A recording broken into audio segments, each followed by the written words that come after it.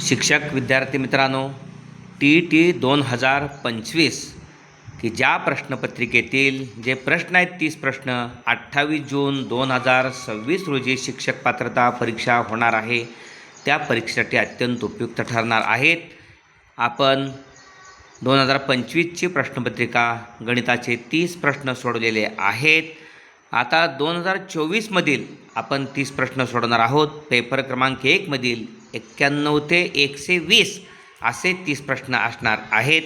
पैकीच्या पैकी मार्क्स मिळवून देणारा हा गणिताचा विभाग 2024 मधील प्रश्न आपण अत्यंत सोप्या भाषेमध्ये समजावून घेणार आहोत. 91 नंबरचा प्रश्न आहे, 10 या त्रिकोणी संख्येनंतर क्रमाने येणाऱ्या 8व्या त्रिकोणी संख्येचा पाया किती? पर्याय आहेत 14, 13, 12 आणि 11. 10 नंतर येणाऱ्या म्हणून 10ची दुप्पट 20 करायची. 10 दुनी 20. 20च्या अगोदर असणारी पूर्णवर्ग संख्या 4 आहे. 4चा वर्ग 16. यातून वजा करायचा. 20मधून 16 गेले, उरले 4. क्रमाने येणाऱ्या 8व्या म्हणलेल्या 8व्या त्रिकोणी संख्येचा पाया म्हणून 4 अधिक 8 बरोबर 12. त्रिकोणी संख्येचा पाया अचूक पर्याय नंबर 3 12.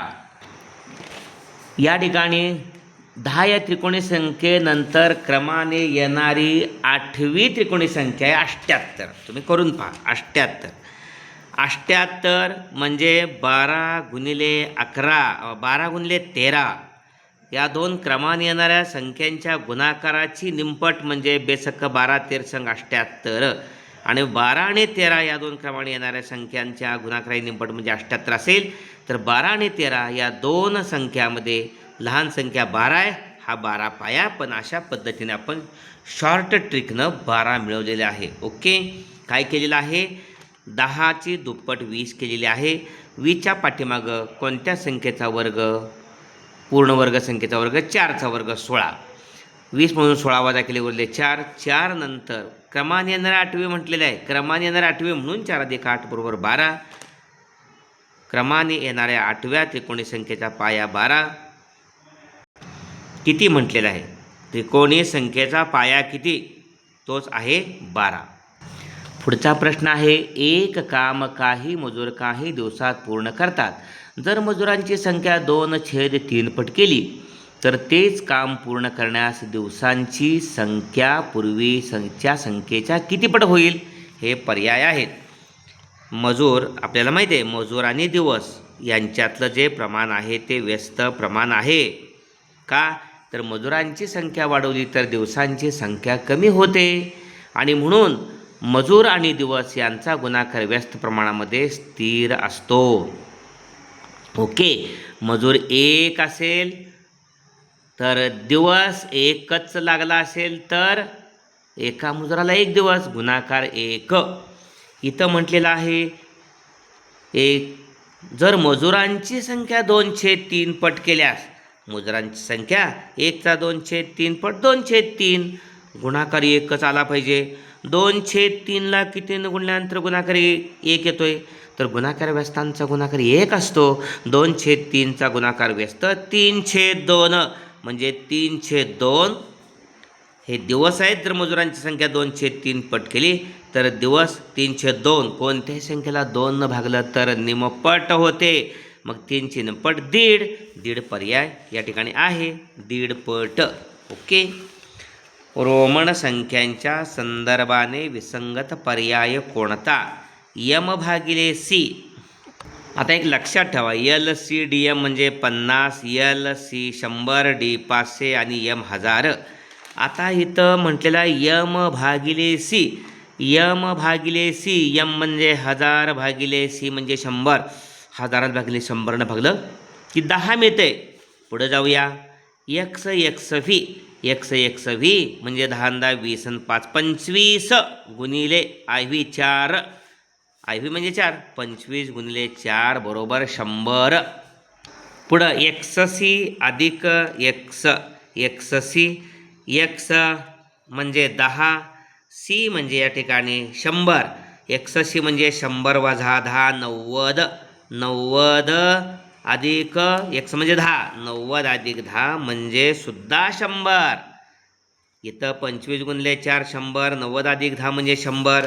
शेवटी डी वजा सी डी. डी म्हणजे या ठिकाणी 500, डी म्हणजे 500. सी डी, सी म्हणजे या ठिकाणी 100, डी म्हणजे 500. 500 वजा 100 म्हणजे 400, वजा 400. 500तनं 400 गेले, 100 उरले. 3 ठिकाणी 100 आल्या. नंबर 2ला दुसऱ्या पर्यायाला 100, तिसऱ्या पर्यायाला 100, चौथ्या पर्यायाला 100 वजा 400, 500 वजा 400 100. विसंगत पर्याय कोणता आहे? या ठिकाणी 1000 भागिले 100 उत्तर 10 येते. म्हणजे पहिला पर्याय विसंगत आहे एम भागिले सी. बाकी दुसरा, तिसरा आणि चौथा पर्याय आपल्याला उत्तर 100 मिळते. मिनिट काटा 12वर असताना वेळ पाहिली तेव्हा तास काटा व मिनिट काटा यांच्यात काटकोन तयार झालेला दिसला तर आणखी 1.5 तासांनी त्या दोन्ही काट्यात किती अंशाचा कोन होईल? 40, 45, 150 आणि 165. आता मिनिट काटा 12वर असताना तास काटा आणि मिनिट काटा यांच्यामध्ये 90 अंशाचा कोन होतो. म्हणजे दोन पर्याय, मिनिट काटा 12वर असेल तर तास काटा 3वर असेल तर 90 मापाचा कोन होतो आणि तास काटा 9वर असेल सुद्धा 90 मापाचा कोन होतो. पाहूया. 12:15 म्हणजे बरोबर या ठिकाणी 3 वाजल्यानंतर 1.5 तासाने म्हणजे 4:30 वाजले. ओके. पाहूया. 4:30 म्हणजे 4:30. सूत्र माहिती आहे आपल्याला. दोन काट्यामधला कोन 30H वजा 11/2 गुणिले M. 30H, H म्हणजे 4, 4 तास 4 वाजून आहेत ना. 30 चोक 120 वजा 11/2 म्हणजे 5.5. 5.5ला मिनटं किती? 30. 30नं 5.5ला गुंडे 165 आलं. 120 वजा 165 म्हणजे मोठ्यात जरी 165चं चिन्ह वजा असेल तर मोठ्यातनं बारका वजाच करायचं. 165मध्ये 120 गेले, 45 उरले. अचूक पर्याय 45 आहे. या ठिकाणी अचूक पर्याय नंबर 2. जर तुम्ही या ठिकाणी 9 वाजले असं ग्राह्य धरलं तर या ठिकाणी आणि तुम्ही 9 वाजता या ठिकाणी जर घड्याळाच्या दोन काट्यामधला तास काटा 9वरती, मिनिट काटा 12वरती असेल तर इथं 90 मापाचा कोन होतोय. म्हणजे 9 नंतर 1.5 म्हणजे 10:30 वाजले. आता 10:30 वाजले ग्राह्य धरलं तर आपण या ठिकाणी इथं 6 वाजले, म्हणजे हा मिनिट काटा 6वर असणार आहे आणि 10:30 म्हणजे 10 आणि 11च्या मध्ये तास काटा असणार आहे. पहा बरं. 1, 2, 3, 4 पूर्ण घर झाली. म्हणजे 4 पूर्ण घर म्हणजे 6 पासून 7 पर्यंत 30 अंशाचा कोन होतो एका घरामधला. 4 घर म्हणजे 30 चोक 20 असे. आणि 10 आणि 15, 10 आणि 11 यांच्या बरोबर मध्ये तास काटा आहे. म्हणजे बरोबर 30च्या आणि मग 15, 120 आणि 15 135 अंशाचा कोन होईल. 135 अंशाचा कोन 10:30 वाजता इथे 135 उत्तर नाही आहे. त्यामुळे अचूक पर्याय 45च. ओके. खालील आकृतीबंधात चौकटच्या जागी असणारी संख्या कोणती? 15, 26, 35, 50, 63, चौकट 99. आता या ठिकाणी काय संदर्भ? 15 आणि 26 मध्ये फरक आहे 11. 26 आणि फरक 35, 9चा फरक आहे. म्हणजे त्याचा काय ताळमेळ लागत नाही. त्यामुळं वर्गांचा विचार केला तर 15 म्हणजे 4चा वर्ग वजा 1 म्हणजे 4चा वर्ग 16, 16तने गेला 15. पुढं 4 नंतर 5 आहे. 26 कसं आलं या? तर 5चा वर्ग 25 अधिक 1 बरोबर 26. आता 1 वजा 1 अधिक आता वजा 6चा वर्ग 36 वजा 1 बरोबर 35 आहे. पुढं 7चा वर्ग अधिक 1, 7चा वर्ग 49ने 50 आहे. पुढं 8चा वर्ग वजा 1 होणार, 64 वजा 1 63 आहे. पुढं 9चा वर्ग अधिक 1, 9चा वर्ग 81ने 1 82. पुढे येणार 10चा वर्ग 100ने गेला 99 म्हणजे 82. अचूक पर्याय या ठिकाणी 82 आहे. ओके. अशा पद्धतीनं 15, 26, 35, 50, 83, 82 आणि 99 चौकटीच्या जागी. पुढं 88 सेमी परीघ असणाऱ्या वर्तुळावरील कोणतेही चार बिंदू परस्पराशी जोडून तयार झालेल्या चौरसाकृतीची बाजू किती सेमी असेल? हे पर्याय दिले आहेत. आता या ठिकाणी हे वर्तुळ आहे. वर्तुळामध्ये चौरस तयार केलेला आहे आणि वर्तुळामध्ये चौरस तयार केला तर चौरसाचा कर्ण म्हणजे व्यास आहे. ओके. आणि चौरसाचे कर्ण परस्परांना काटकोनात दुभागतात म्हणजे हा कर्ण समान असणार आहे. आता हा व्यास आहे. चौरसाचा कर्ण म्हणजे वर्तुळाचा व्यास. त्यासाठी परिघ दिलाय. परिघ म्हणजे 2πr. तो दिलाय 88. आपण त्रिज्या काढूया. ओके. मग या ठिकाणी 2 × 22/7 × r बरोबर 88. 22 × 44/7 × r बरोबर 88. 44 × 44 2 88. r भागिले 7 आहे तो या 2ला गुणिले गेला. 7 × 14. या ठिकाणी r 14 आला. ही त्रिज्या 14. 14 म्हणजे काटकोन त्रिकोण आहे. समद्विभुज काटकोन त्रिकोण आहे. हा चारी त्यामुळे 14. ओके. कर्ण 14√2.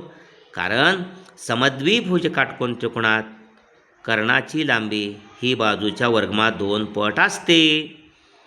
कर्ण बरोबर बाजू गुणिले वर्गमूळ 2. बाजू 14 मिळाली. 14√2 म्हणजे 14√2 ही चौरसाची बाजू आहे. ओके. अशा पद्धतीनं चारी बाजू समान असतात. अचूक पर्याय 14√2 आपल्याला उत्तरामध्ये आहे. अचूक पर्याय नंबर 1.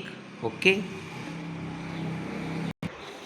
पुढला प्रश्न आहे. प्रत्येकी 1.75 मीटर समान मापाचे प्रत्येकी 1.75 मीटर समान मापाचे तुकडे करण्यासाठी 19.25 मीटर लांबीच्या दोरीचे दोन्ही टोके जुळलेले असेल तर त्या एकपदरी दोरीला किती ठिकाणी कापावे लागेल?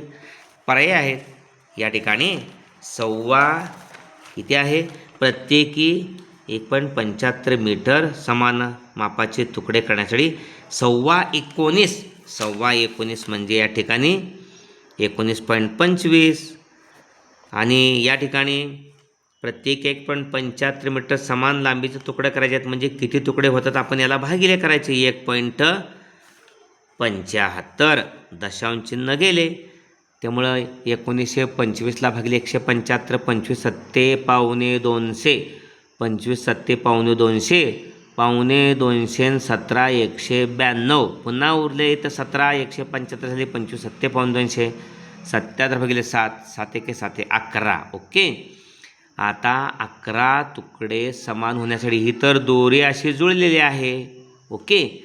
11 तुकडे समान होण्यासाठी किती ठिकाणी कापावं लागेल बघूया. हा एक तुकडा झाला. 1 आणि हे 2 3 आणि हे 2 5 आणि हे 2 7 आणि हे 2 9 आणि बाहेर हे 2 11 म्हणजे 1 2 3 4 5 ठिकाणीच कापावं लागेल. अचूक पर्याय नंबर 2. ओके. पुढचा प्रश्न आहे. एका संख्येस 15 11 12 यांनी भागले असता प्रत्येक वेळी बाकी 4 उरते तर ती संख्या खालीलपैकी कोणती? पर्याय आहेत. आता 15 11 12 यांनी भागले असता एका संख्येला म्हणजे 15 11 आणि 12 यांचा लसावीच काढला पाहिजे. 15चा 11चा 12चा लसावी काढण्यासाठी अवयव पाडण्यासाठी 3 15ला जातोय 11ला जात नाही. 11 तसंच 3 12ला 3 चौक 15 3 चौक 12 म्हणजे 3 5 11 14 यांचा गुणाकार म्हणजे लसावी बरं का बाळांनो. हो शिक्षक बंधूंनो 3 5 11 4 यांचा गुणाकार म्हणजे लसावी. सोप्या पद्धतीने करूया. 5 त्रिक 15 चौक 60 60 गुणिले 11 11 सक्क 66 660. ओके.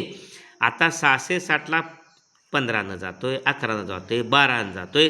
660 मध्ये 4 मिळवलं की भागल्यानंतर 15 11 12 बाकी 4 उरणार 664 कुठं पर्यायामध्ये नाही. त्या दरम्यान आपण गेलो तर दुप्पट पण इथं नाही. दुप्पट पाहूया. दुप्पट 660चे दुप्पट 200 बेसक 12 आणि बेसक 12 1320 अधिक 4 1324 पण इथं नाही आहे. तिप्पट करूया. 660 गुणिले 3, 3 0 0, 3 संग 18ला 8 1, 3 संग 18 1980ला 15 न 11 न 12 भाग जातोय, पण बाकी 4 उरले पाहिजे म्हणून 1984 ती संख्या असली पाहिजे. 1984 पर्याय नंबर 2 आहे. ओके. आपण 91 ते 98 असे 7 प्रश्न 8 प्रश्न सोडवलेले आहेत. अजून आपल्याला 22 प्रश्न सोडवायचे आहेत. व्हिडिओ मोठा होऊ नये म्हणून हा 15 मिनिटाचा व्हिडिओ आहे. लगेचच पुढचे प्रश्न पुढील व्हिडिओमध्ये घेणार आहोत. परीक्षा जवळ येत आहे तेव्हा 2024मधील हे प्रश्न तयार करावेत. येणारी परीक्षा अनेक प्रश्न या ठिकाणी जसे अंक बदलून वारंवार त्याच पद्धतीचे विचारले जातात. हा दोरीचा प्रश्न आहेच. इथं चौरसाची बाजू किती असेल हा प्रश्न, या पद्धतीचा प्रश्न नेहमीच असतो. त्यामुळं सराव अत्यंत महत्त्वाचा आहे. येणारी परीक्षा आपणाला निश्चितच सोपी जाणार आहे. प्रयत्न करीत राहा, यश मिळणार आहे. धन्यवाद. व्हिडिओ आवडला असेल तर नक्की लाईक करा, शेअर करा आपल्या सर्व मित्रांच्यासाठी. धन्यवाद.